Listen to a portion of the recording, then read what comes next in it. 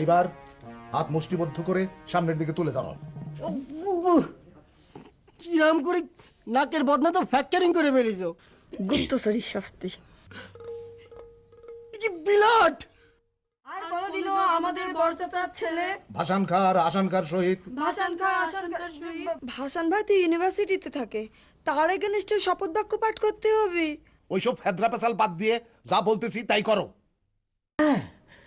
কুশকি নিজের চোখে দেখেছি তো। নিজের চোখে দেখেছিস? এ তো ভয়ঙ্কর কাণ্ড। বসে বসে কার অপেক্ষা করতেছেন?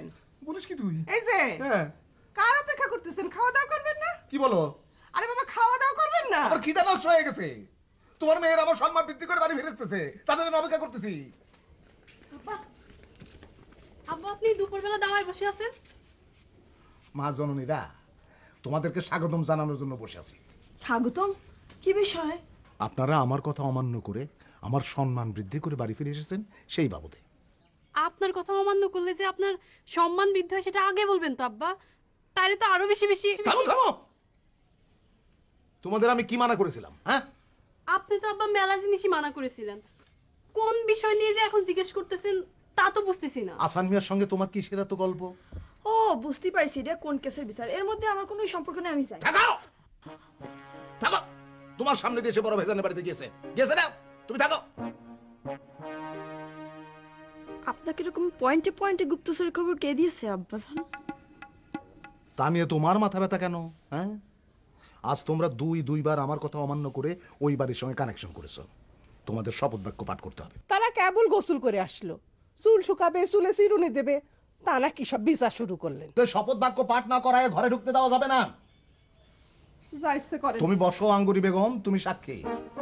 শোনো, এই শপথ বাক্য পাঠ করানোর পর তৃতীয়বার যদি তোমরা একই ভুল করো তাহলে তোমাদের শাস্তি হবে।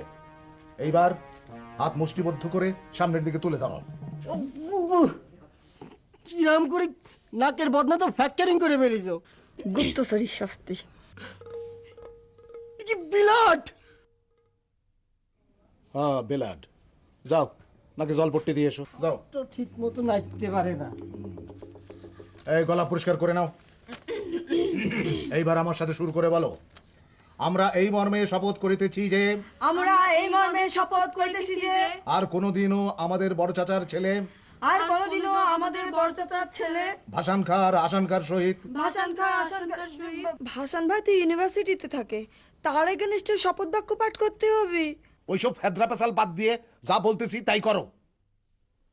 আসান খাও ভাসানকার সহিত ভাসান খাও আশঙ্কার সহিত এমন কোনো গল্প গুজব করিব না, এমন কোনো গল্পগুজব করিব না, যা আরো গল্প গুজবের প্ররোচনা দেবে।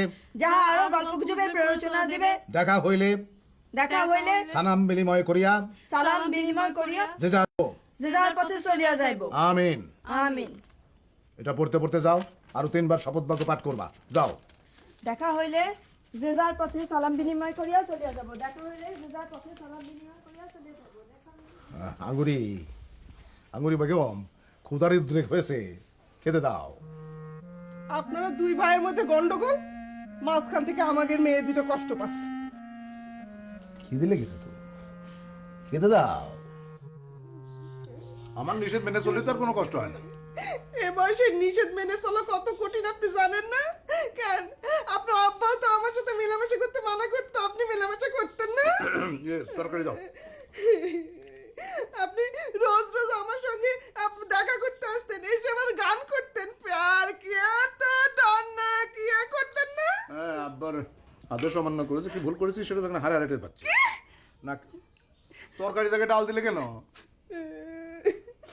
আঙ্গুরি আর কান্দু না, তরকারি তো নোনতা হয়ে যাবে চোখের জলে।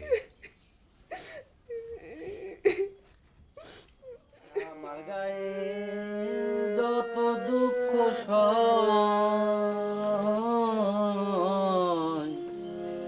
বন্ধু আরে করো তোমার মনে যা লয়, বন্ধু আরে করো তোমার মনে যা লয়, ওরে নিঠুর বন্ধু রে। কি করেন তো ভাই? আরে আয়না, আশ্চর্য, তুমি এই সময়? এমন ভাবে জিজ্ঞেস করতেছেন মনে হয় যেন আপনার কাছে আসছি। আমি আসছি খুশবুর কাছে। কালো ভুল করে আমার ইংরেজি গ্রামার বইটা নিয়ে এসেছিল। ও কি গান করতেছিলেন তোফা ভাই? আরে কালকে থেকে তোমাকে আবার আধুনিক গানের ক্লাস নিতে হবে না, ওই জন্য ঠিক করতেছিলাম যে কোন কোন গানটা তোমাকে শেখাবো। আচ্ছা, ওই আশাঙ্কা গান শিখতে চাচ্ছে, তা তোমাকে কাছে তুমি কি বলো না? ওই নামটা আমার সামনে নেবেন না তোফা ভাই। হ্যাঁ, কি করছো? আশাঙ্কা কি তোমার মন থেকে উঠে গেছে নাকি? ওই নাম শুনলে আমার বুকের ভিতর ঢিপ ঢিপ করে, আমার বুকের ভিতর ভুজঙ্গ তীর বেঁধে। খুশবু, এই খুশবু। এদিকে তোমার জন্য যে আমি ভুজঙ্গ তীর খেয়ে বসে আছি আয়না, তুই বোঝো না কেন?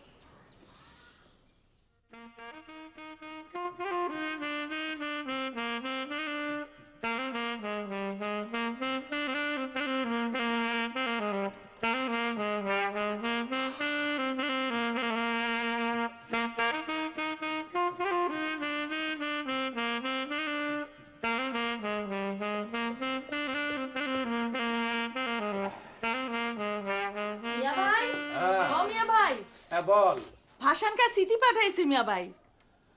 কি লিখেছে? লিখেছে তার মাস্টার পরীক্ষা শেষ হয়েছে, আগামী শুক্রবার দিন সে বাড়ি আসবে। মাশাআল্লাহ, ভবদিয়াতে এই প্রথম কোন ছেলে মাস্টার পরীক্ষা দিয়ে ফিরতেছে। মিয়া ভাই, হ্যাঁ, এই ভাসান রুই মাছ খেতে বড় পছন্দ করে। আগামী শুক্রবার দিন বাজারে গিয়ে একটা পাকা রুই মাছ এনে দেবেন। আচ্ছা দেব। তা তুই এই ঝোলা নিয়ে হঠাৎ ভিক্ষে করতে বেরিয়ে গিয়েছিলি কেন? কি করব মিয়া ভাই, সুযোগ পেলাম তাই জোলাটা নিয়ে একটু বার হলাম। এটা কোনো কথা হলো? এই রুমালি, এটা কোনো কথা হলো যে সুযোগ পালি তুই ভিক্ষার ঝুলি নিয়ে ফট করে রাস্তায় বেরিয়ে যাবি ভিক্ষে করার জন্য? তার খোঁজে বের হই মিয়া ভাই। তিনি আমাকে বলেছেন এই ভিক্ষে করতে করতে একদিন তেনার সাথে আমার দেখা হয়ে যাবে। সেটা পাগল। ঘর বাড়ি সহায় সম্পত্তি সব কিছু ফেলে রেখে ভিক্ষার ঝোলা একটা কাঁধে নিয়ে সে বেরিয়ে গেছে ওই ভিক্ষা করার জন্য। কোন শালা যে তারে এই বুদ্ধি দিয়েছে, সে বেটার একবার পালি হতো। পাগল হোক আর যাই হোক, তিনিই তো আমার স্বামী। তার এই পথে পথে ভিক্ষে করে আমাকে খুঁজে বের করতে হবে মিয়া ভাই।